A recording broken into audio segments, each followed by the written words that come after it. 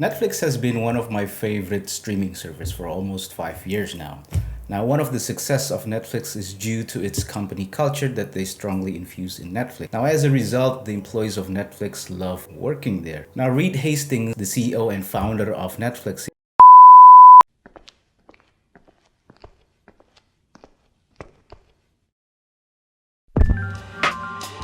I'm Reed Hastings, CEO of Netflix. in 2020 wrote this extraordinary book, which is No Rules, Netflix and the Culture of Reinvention. Now, together with Erin Meyer, she is a professor from INSEAD Business School. Now, Reed and Erin shared their thoughts about the company culture that Reed brought up with his team to Netflix, which is the No Rules culture. What is it all about? Why do the employees of Netflix love this culture? And how is it executed? You will find out in this video. I'm going to break down this topic into 3 parts, since there are so many valuable lessons that I have discovered, and it would be unfair if I squeeze it into just one video. So what you're going to watch right now is the first part.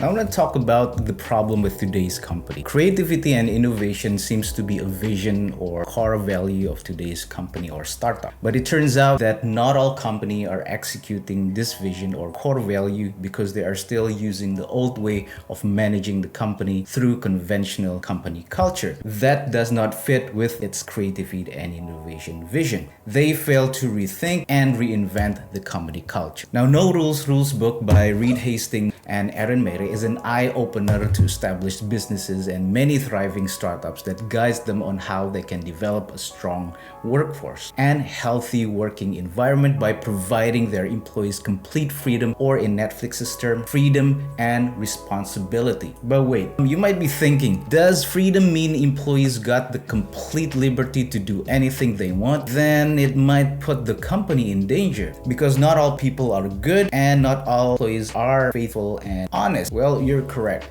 These were my concerns as well before I read this book.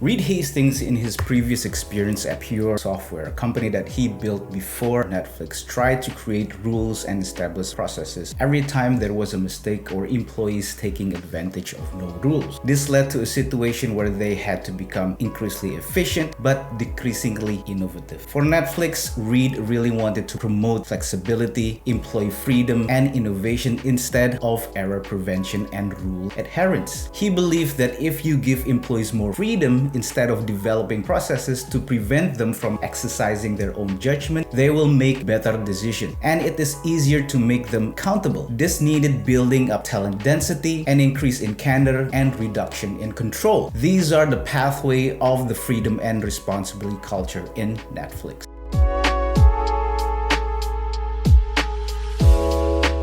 Netflix was launched in 1998 as the world's first online DVD rental store. With 30 employees and 925 movie titles, they later went on to have 120 employees. In 2001, during the dot-com crisis, Netflix was forced to lay off employees. They decided to divide the staff into 2 piles: the 80 best performers who they would retain and the 40 less amazing ones they would let go. Reed was terrified of the impact of the layoff, if that would affect the self-esteem of the current employees. But during the Christmas season, they noticed that they were doing far more work, more passionately, with 30% less employees. A company with really dense talent is where everyone wants to work. High performers thrive in environments where the overall talent density is high. For top performers, a great workplace is not about a luxurious office, an attractive fitness center, or free lunch. It is all about the joy of being surrounded by people who are both talented and cooperative. Their policy was clear: hire the very best employees and pay at the top of the market, and coach managers to have the courage and discipline to get rid of any employees who were displaying unwanted behaviors or weren't performing at the Netflix standard level. If you've got high-performing employees,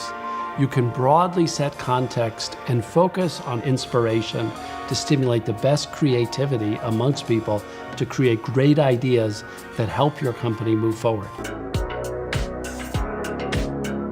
Candor means the quality of being open and honest in expression or frankness. Say what you really think with positive intent. Give radical candor to turn your high performance into rockstar performance. Candid feedback, especially when given frequently, can significantly accelerate the speed and effectiveness of your workforce. High performance plus self-candor equals to extremely high performance. At Netflix, it is the same as to being disloyal to the company. If you fail to speak up and when you disagree with a colleague, Netflix promotes not just candid feedback but also frequent feedback, which increases the chances that you will hear something hurtful. Receiving bad news about your work triggers feelings of self-doubt, frustration, and weakness. Your brain responds to negative feedback with the same fight-flight reactions of a physical threat, releasing hormones and heightening emotions. A feedback loop is one of the most effective tools for improving performance. Feedback helps us to avoid misunderstandings, creates a climate of co-accountability, and reduces the need for hierarchy and rules. To develop a culture of candor in any organization, it is important that the boss gives numerous feedback and vice versa,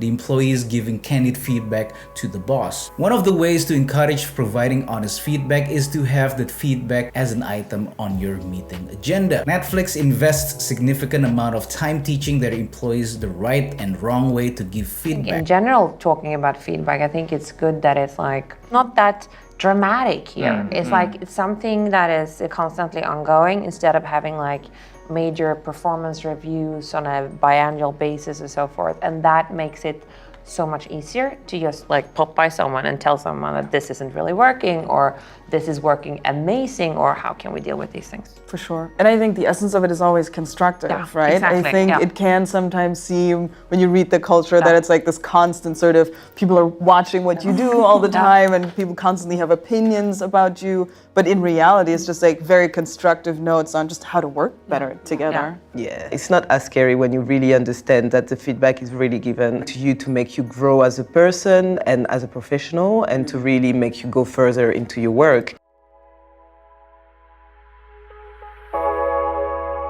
Today, in the information age, what matters is what you achieve, not how many hours you clock, especially for creative companies like Netflix. 9-to-5 schedule would not fit with the creative industry. With employees working for long hours, there was an idea introduced for having a no vacation policy, meaning employees could take breaks if they wanted to during the year. For Netflix, many of their biggest innovations happen when people took the time off. Time off provides mental bandwidth that allows you to think creatively and see your work in a different light. If you are working all the time, you don't have this perspective to see your problem with fresh eyes. By removing vacation policy doesn't mean that employees aren't allowed to take off from work. Rather, it means there is no certain duration that can simply guide you on how many days you can take off. 15 days, 30 days, 2 months, or 3 months vacation policy. And when you remove these policies, it's essential that you remind or train employees about their responsibilities regarding the company.